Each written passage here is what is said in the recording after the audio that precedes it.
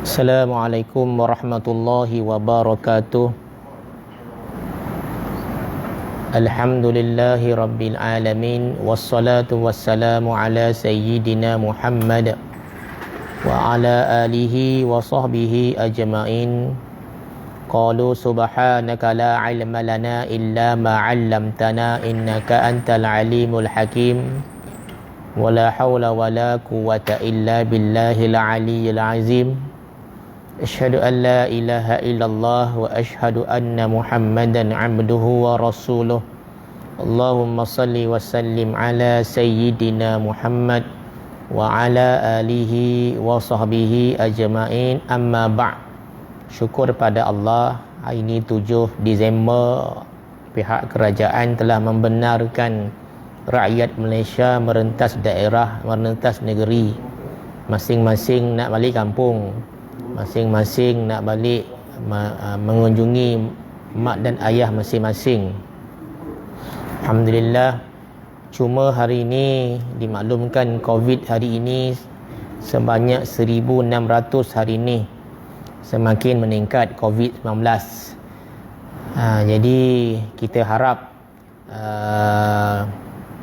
rakyat Malaysia terus mematuhi SOP supaya tidak bersukaria sangat, di mana Negeri Sembilan antara yang tertinggi pada hari ini, kemudian diikuti oleh Selangor dan diikuti oleh Sabah. 3 negeri ini saling berebutan menjadi johan. Mudah-mudahan COVID-19 tiada, insya-Allah. Seperti biasa, mohon maaf, orang yang bagi kuliah ni orang yang sama aja, muka yang sama je. Mungkin ada yang bosan. PKPB, pihak surau hanya suruh para ustaz-ustaz dalaman saja, ustaz-ustaz dalam ni saja yang diminta untuk memberi kuliah. Harap-harap tak bosan dah kita, orang yang sama je. Isnin orang ni je, Jumaat orang tu, Ahad mengaji orang tu, yang masuk adalah 10 orang. Jadi mohon kemaafan lah kepada yang menonton.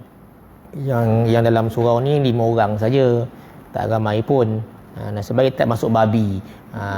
Kalau masuk babi tak tahulah, dah nak kiamat rasanya. Mujul masuk ke tempat lain babi. Heran pula kita, babi tu merentas negeri. Agaknya mana nak pergi dia merentas masuk satu pasar raya. Mudah-mudahan dia tak masuk ke dalam surau dan masjid lah kan.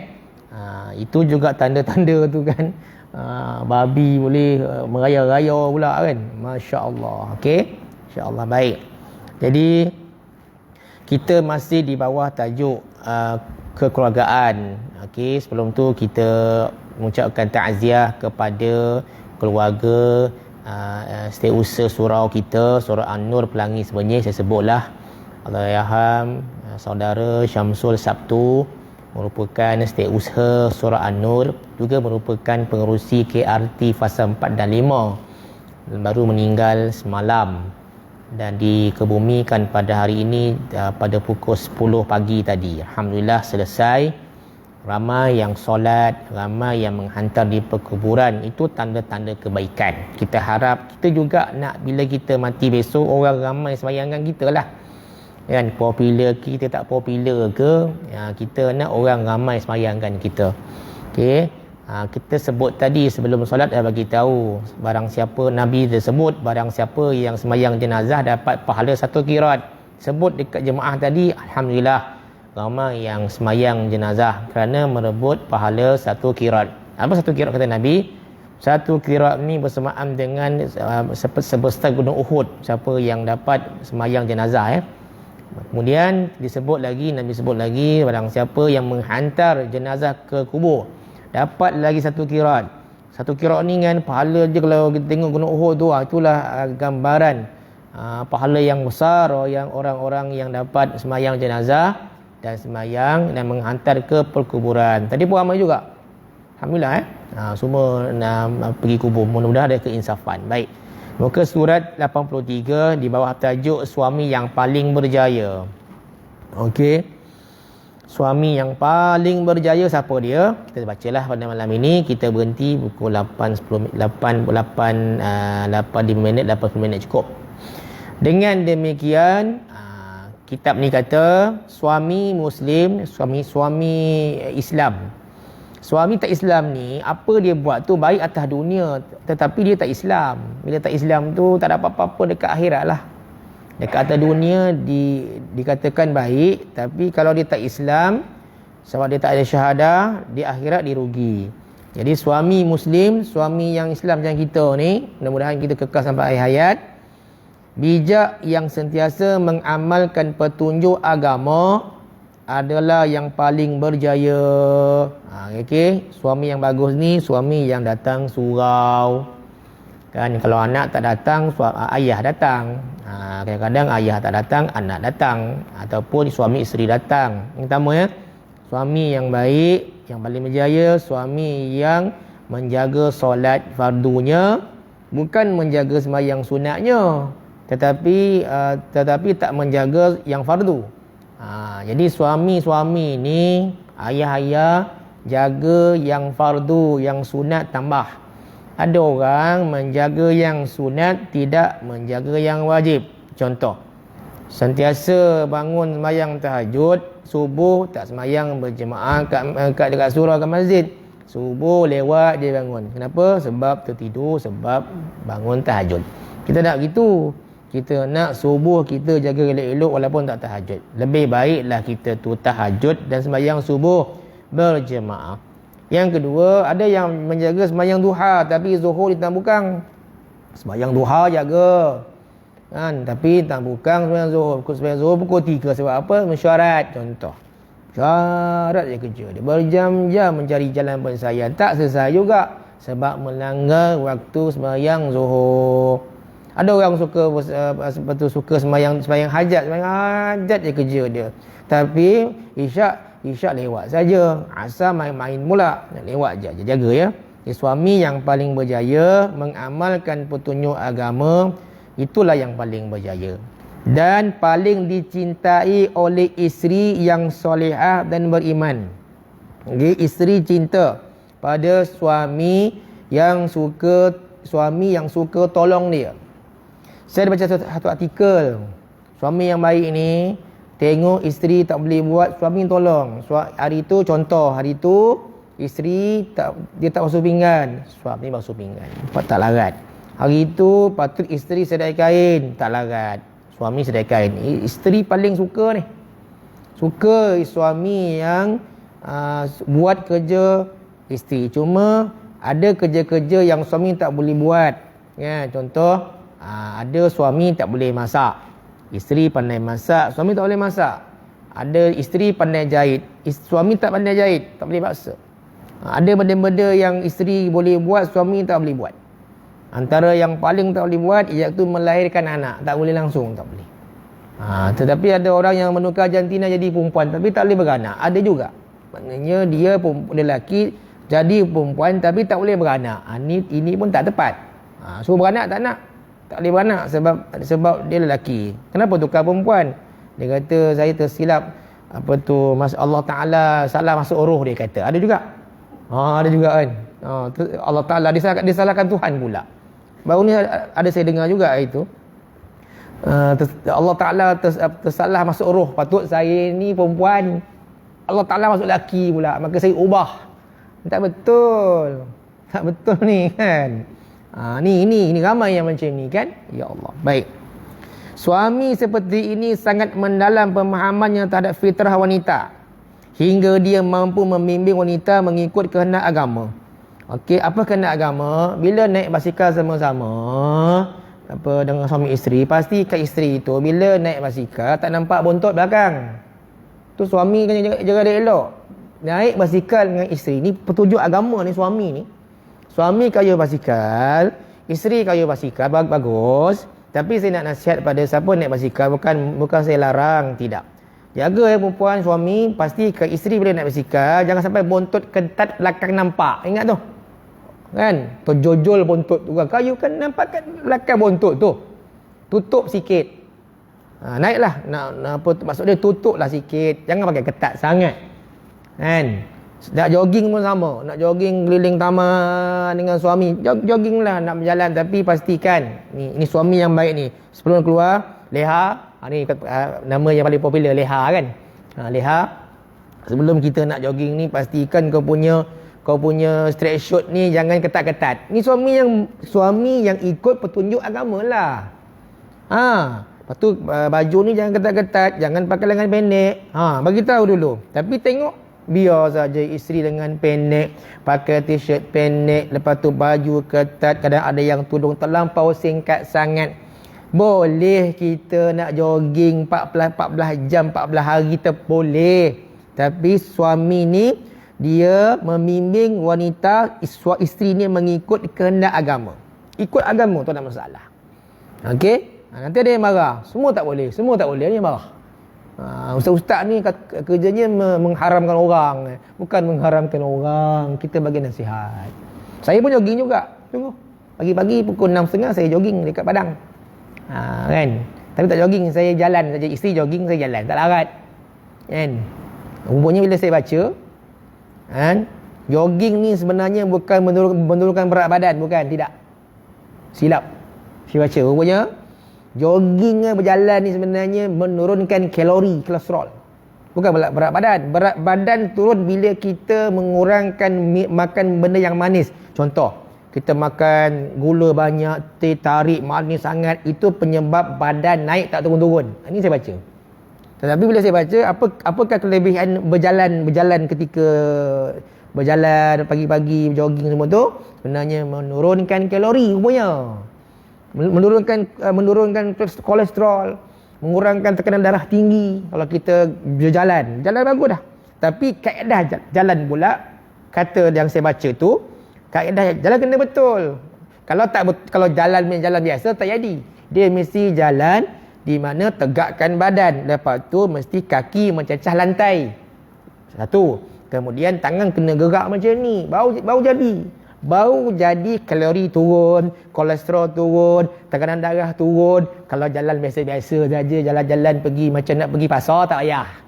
Kan? Saya baca. Itu yang tepat. Okey, kalau basikal, siapa yang berbasikal itu boleh mengempiskan perut. Orang yang berbasikal tengok perut dia. Kan? Slim saya tengok lah kan. Orang yang berbasikal dia baca ni boleh mengempiskan perut dan boleh menguatkan paha. Kan? Tapi basikal yang power lah, basikal RM4 tak payah lah kan. Gitu. Baik. Kita bawalah cerita pasal kesihatan kan. Banyak saya tengok semua dah jaga kesihatan, semua berlari sekarang ni. Semua lari dah. Kan? Pagi penuh berlari kan. Baik. Yang sangat harmoni dan dengan fitrah manusia. Dia sedar kecenderungan, keinginan dan kesukaan isterinya. Ini suami yang baik, dia tahu isterinya nak apa, dia tahu. Kan? Bila isteri tanya, "Bang, hari ni hari apa, bang?" Khamis lah. Kan? Isteri kata, "Hari ni hari apa, bang?" Khamis. Isteri tanya, nak tengok bahawasanya hari ni adalah hari ulang tahun perkahwinan. Saja tanya laki dia, lagi tak ingat ulang tahun. "Bang, hari ni hari apa, bang?" Khamis. Memanglah hari Khamis, bang. Abang tak ingat hari ni pun? Tak ingat. Memang suami dah tak ingat sebab kencing manis tahap 18. Jadinya tak ingat. Isteri ni dia macam tu. Kehendak dia nak diraikan. Kalau birthday dia diraikan birthday dia. Kalau ulang tahun perkahwinan diraikan. Dia suka begitu. Suami tak suka. Sebab bila raikan keluar duit, malas. Isteri tak nak. Isteri dia nak raikan ulang tahun. Tu masuk Facebook kan. Facebook sekarang ni ulang tahun perkahwinan mesti masuk Facebook. Terima kasih suamiku. Masuk Facebook. Awaklah pujaan hatiku. Semua baca. Kan? Mesti punya. Salah tak? Tak ada salah ada kan. Maknanya orang lain akan tengok, maknanya kita kena menghargai kita punya perkahwinan ataupun birthday suami. Terima kasih abang menjadi suami yang baik. Banyak dalam Facebook saya jumpa sekarang ni. Tiba hari lahir saja mesti kan akan keluar dalam Facebook kan. Kalau hari lahir isteri, engkaulah pujaan hatiku, walaupun lubang hidungmu macam serobong kapal, engkau antara yang terbaik kepada aku. Mesti keluar dalam Facebook.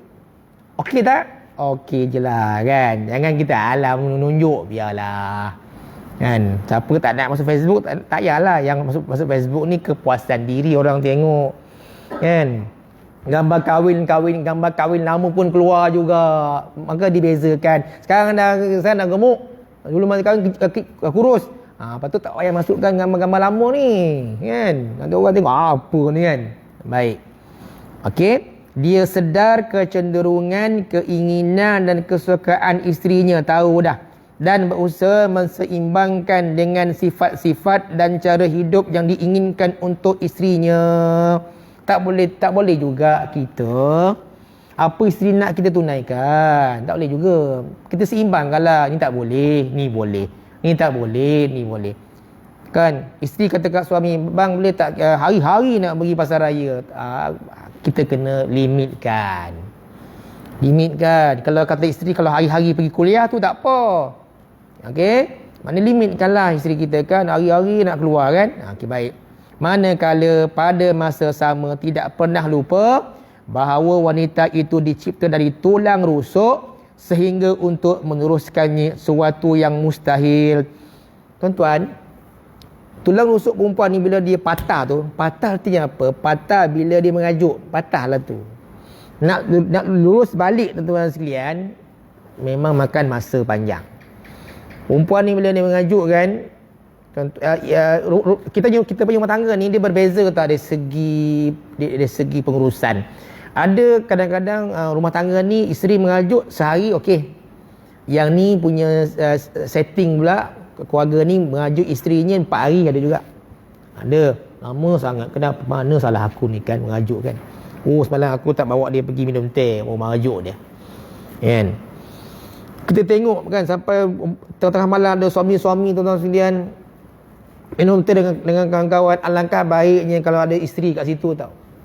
Tengok suami-suami kadang-kadang malam-malam dengan kawan-kawan tak pernah bawa saya sangka baik je lah. Dia kalau elok bawa isteri je lah. Bawa isteri minum teh. Minum teh dengan isteri. Ini minum teh dengan kawan-kawan je. Ada juga yang suka minum teh dengan kawan. Hari-hari dengan kawan-kawan. Isteri kalau tengok Facebook mesti dia apa dengan kawan boleh. Bila saya minta ajak tak nak. Ni suami yang tidak memahami cita rasa seorang isteri. Jaga dulu masa muda-muda kita dengan kawan-kawan kan, dah kahwin tu dengan isteri lah kan. Kita tak pernah pun pegang tangan isteri kita, jarang. Waktu makan dah pegang. Baik. Seterusnya kita masuk ke tajuk lain pula. Faham kehendak isteri dan menghormati perasaannya. Inilah berlaku banyak perceraian. Banyak perceraian tuan-tuan sekalian. Kawan saya tuan-tuan sekalian 3 kali kahwin dah. 3 kali kahwin dah. Saya kata kali ketiga ni tak usahlah bercerai lagi. Nampak? 3 kali kahwin dah. Maksudnya dia dah merasa 3 perempuan dah. Tapi tak kahwin 3, tapi merasai 3 perempuan yang berbeza karakter. 3 kali dah. Masya-Allah tuan-tuan sekalian. Inilah puncanya. Apabila ramai berlaku perceraian, memang kita bergaduh kan. Sebenarnya bergaduh ni yang saya tengok rezeki masuk ah. Saya tengok bergaduh sama isteri ni dan sabar, rezeki masuk. Yang saya nampak lah kan. Bila bergaduh-gaduh tu suami sabar, rezeki tu masuk. Kan? Mesti gaduh kan? Baik. Okey, Muslim yang benar sentiasa memahami kehendak isterinya dan menghormati perasaannya. Dia tidak suka mencela keluarga mertua dan kaum kerabat isterinya kerana rasa hormat pada isterinya. Jangan cela keluarga isteri, tak boleh. Jangan cela adik-adik isteri, tak boleh. Walaupun dalam tandan pisang tu tuan-tuan sekalian ada yang busuk kan. Dalam keluarga isteri kita, kita banding. Keluarga belah aku ni kan, aku punya adik-beradik semua bagus-bagus. Semua universiti, semua adik-beradik kahwin semua yang bagus-bagus. Semua dah berjaya. Belah kau ni dibanding dengan keluarga kita. Kau ni ada 7 adik-beradik, ada 2 adik-beradik kau ni masalah. Apa hal ni? Kita cela, jangan. Kita bandingkan dengan keluarga kita. Kita anggap keluarga kita ni memang bagus. Memang keluarga kita ni dididik oleh mak bapak kita. Baguslah. Mana nak sama dengan keluarga dia? Tuan-tuan, dalam 7 orang adik-beradik mesti ada seorang yang mungkin ada sedikit cabaran kepada keluarga. Dia bukan cabaran kepada mak ayah, kepada adik-beradik lain. Okey, 7 ada seorang isak dadah. Macam kawan saya tuan-tuan sekalian. Mak bapak buta. Dah meninggal lah bapak dia. Okey, Dia seorang saja yang saya anggap seorang yang cerdik sikit. Ada Dina adik-beradik kan. Abang Ustaz Dadah meninggal. Kakak belajar tak habis. Masuk universiti tempatan tak habis. Banyak cabaran. Saya pergi rumah dia dekat PJ. Ya, tengok mak ayah dia menganyam raga kan. Buta ni, saya kata Allahu Akbar. Kawan saya ni muncullah dia ni sekarang dah jadi cikgu tuan sekalian. Adik-beradik dia ada sedikit cubaan Allah uji keluarga ni. Di mana dia antara yang bagus. Kan belajar sama macam saya juga. Dia cerita abang ni macam ni, keluarga je mak ayah buta. Maknanya tuan-tuan sekalian mesti ada dalam tandan pisang tu mungkin ada satu saja. Sampai sekarang pun diuji dengan adik-adik kita yang bermasalah ada juga. Sampai dah kahwin pun ada juga masalah. Jangan banding kita. Jangan hati. Ni ujub ni tau. Ujub ni dosa tau. Walaupun nampak kita ni baik, ujub ni keluarga aku lagi baik daripada keluarga dia. Ada ujub. Dia tak cakap dengan orang. Kalau cakap dengan orang itu nama takabur. Takabur ni cakap dengan orang. Kau tahu ke tak? Anak kau 2, anak kau 4 tu takabur. Suka nak banding-banding dengan anak orang. Suka nak banding-banding isteri orang dengan isteri kita. Ni takabur ni. Isteri aku lebih cantik daripada isteri kau. Isteri kau gemuk, isteri aku tak gemuk. Ni takabur. Anak engkau 2 je, anak aku 5. Takabur. Aku boleh pergi New Zealand, kau tak boleh. Takabur. Cakap dengan orang. Tapi ujub cakap diri sendiri. Aku je yang boleh pergi haji 14 kali, dia tak boleh. Dalam hati cakap tu ujub, dosa tu. Dosa ujub ni paling banyak kat kita. Kena istighfar kata ulama. Kan lalu orang tu naik kancil, aku ada izora. Kan? Dia kancil, merendahkan tu ujub tu. Dia mesti kadang-kadang ada ujub tu bahawa kita ni bagus sangat. Sedangkan yang bagi bagus ni Tuhan. Kan? Perasaan itulah yang kita jadi berdosa. Siapa kata tak ada dosa kita ni silap besar. Kan? Sampai merendahkan orang yang kerja kutip kat longkang tu kan. Siapa yang kutip longkang tu lepas tu letak dalam plastik itu kerja kotor kan. Aku kerja cikgu, dia kerja kutip longkang. Ini namanya sangka buruk pada orang berdosa. Masya Allah kan. Dosa kita banyak sebenarnya. Bukan sikit pun. Nampak baik ni. Tapi orang ujub banyak. Sum'ah apa? Sum'ah kita bagi orang dengar. Dengar kebaikan kita.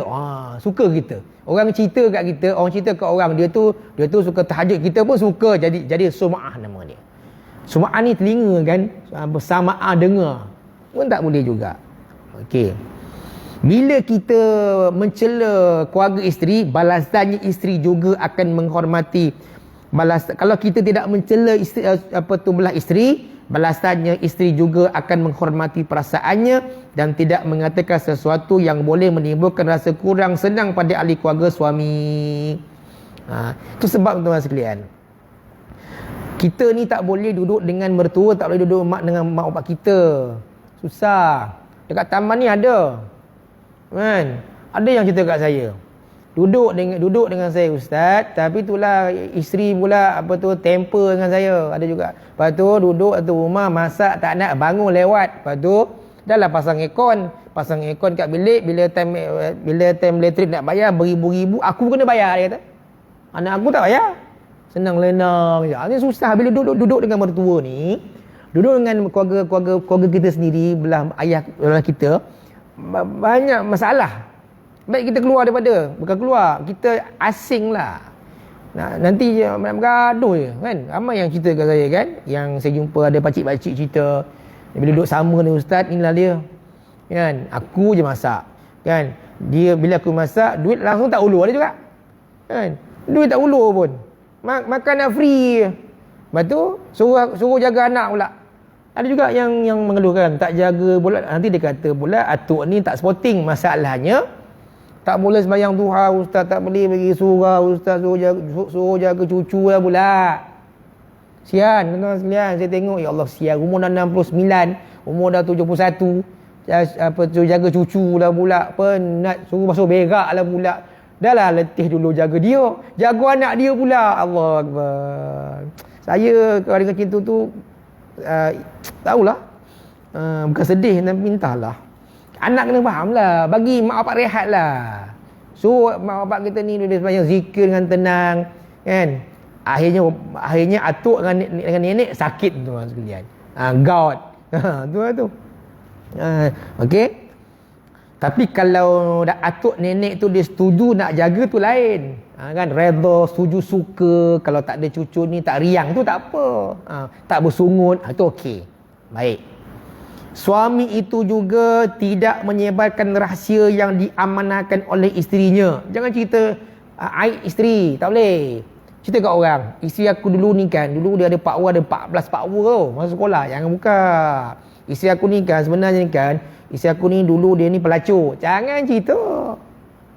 Jangan cerita kat orang. Buka. Isteri pula cerita kat pejabat, suami aku ni kan. Tak boleh cerita aib. Jangan. Dan kita sendiri dalam rumah tangga, aib kita dulu masa kisah-kisah lama jangan cerita kat bini. Kadang-kadang bini kita bimbang dia sebar kat orang. Jangan cerita. Alah, suami aku sama juga macam suami kau juga. Suami aku pun pun jahat juga. Terbuka juga aib suami dia. Sebab suami dah cerita kat isteri dia. Minah, abang dulu isap rokok tau. Daripada umur 8 tahun isap rokok sampai umur 25 baru berhenti tau. Abang jahat dulu, curi tolong ayam. Cerita kat bini dia. Wah, abang ni jahat ya. Memang jahat. Sekarang dah baik dah. Lepas tu isteri cerita kat orang. Suami aku kak sama macam apa suami akak juga jahat. Dibuka aib suami memang boleh. Tak boleh. Nanti orang cakap prasangka buruk kat suami. Kan? Ataupun suami buka aib isteri aku tak power lah. Tak power. Ini ramai cerita lah.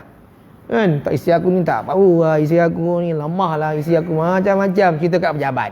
Ni ngomelan ni kat pejabat yang best. Kalau cerita pasal bunga tak best. Cerita pasal filing tak best. Cerita pasal orang best. Suami aku kalau suami kau lihat, suami aku ni kan. Mulalah. Suka cerita pasal suami orang.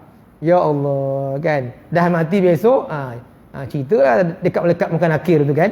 Baru tahu. Baik. Atau kisah yang diceritakan isterinya atas rasa percaya. Tak boleh. Kerana kecuaian dalam perkara seperti ini kerap mengakibatkan perbalahan di antara suami isteri dan menghilangkan perasaan cinta di antara keduanya. Berbalah ni sebab itulah kita ungkit balik segala kebaikan, pahala zero. Jangan ungkit. Kalau tak kerana saya lah, awak takkan jadi macam ini lah leha. Habis pahala suami sepanjang hidup semua leha. Bang, kalau saya tak masak untuk abang ni, abang tak makan tau. Selama ni saya masak untuk abang tau. Habis pahala. Mengungkit. Jangan ungkit. Ulama kata ungkit saja habis pahala. Tapi ustaz saya dah tak tahan. Jangan diungkit. Kau boleh ungkit saja, boleh, tapi jangan ungkit. Jangan ungkit anak kau ni kan. Kau dulu ayah besarkan kau ni tak payah ungkit lah. Hilang pahala. Anak kita dah besar, dia menderhaka pada kita kan, kita ungkit. Kau ni kalau ayah tak bagi kau pelajaran, tak bagi kau apa-apa ni, kau tak jadi macam ni lah, ungkit. Memanglah itu ujian pada mak ayah. Tapi dah marah ustaz, dah marah ungkit lah. Macam anakku Ustaz Zali, contoh kan, dia ungkit. Kerana bapak lah, contoh kan. Anakku Ustaz Zali. Padahal anak ni sama je yang Ramli kan. Masya Allah. Okey. Suami Muslim yang jujur akan melindungi rumah tangganya dari hal-hal seperti itu. Wallahu alam. Tamat kuliah hari ni. Settle. Alhamdulillah. Jadi kita pertama, kita bincang pasal suami yang paling berjaya. Yang kedua, faham kehendak isteri dan menghormati perasaan dia. Jadi rumah tangga ni akan jadi baik. Okey, faham kehendak isteri kita. Kan?